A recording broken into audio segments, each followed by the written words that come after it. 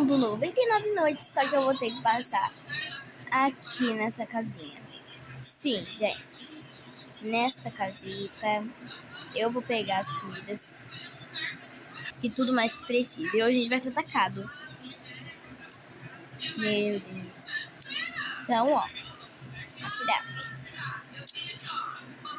Se minha fogueira apagar... Gente, aqui, ó. Se minha fogueira apagar, aí ferrou. O cervo vai estar vindo aqui. Vai estar vindo o lobo. Aí não compensa. E a coruja também. A coruja pode terminar pousando aqui. E, gente, vocês estão vendo que eu tô com essa arminha, pistola de laser, de alienígena. Porque eu consegui trocar comerciante de peles. Vou colocar um buquê. E eu ganhei um saco gigante. Tô com uma lança, 3 bandagens, lanterna velha e um machado velho. Ai, meu Deus, que medo do caramba. Eu tô no dia 13, porque eu só fui gravar agora. E, gente, eu tô com 33 dias. Não morri nenhuma hora. Ó, aqui tem uma janelinha. Vamos ver aqui o negócio. Ó, tá com alienígena. Minha fogueira tá no nível 4. Tô querendo upar ela pro nível... pra todo nível. E eu já o saco gigante eu troquei comerciante de peles.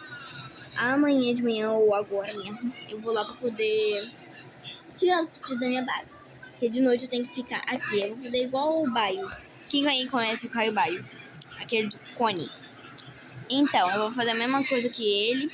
Gente, meu cunhado, ele foi pra fazer um negócio aqui no meu chat. Aqui, minha amiguinha... Peraí, quê?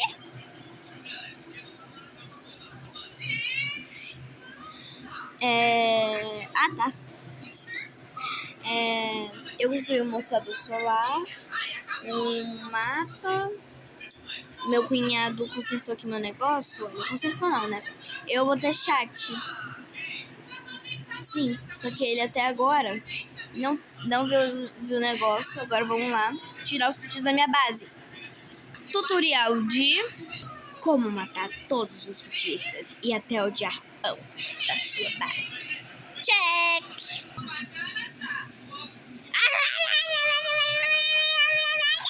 Misericórdia. Aqui, ó. Prontinho, ó. Eita, eu tô com fome. Gente, olha isso, minha fogueira. Meu Deus. Eu vou levar todas as comidas pra minha base. E eu não lembro qual era. Acho que era aquela dali. Mas se não for, eu vou estar passando na mesma. Porque é a mesma coisa. Vou pegar as comidas, porque já tá me descendo. Meu Deus. Meu Deus, gente. O fogo já apagou. Meu Deus.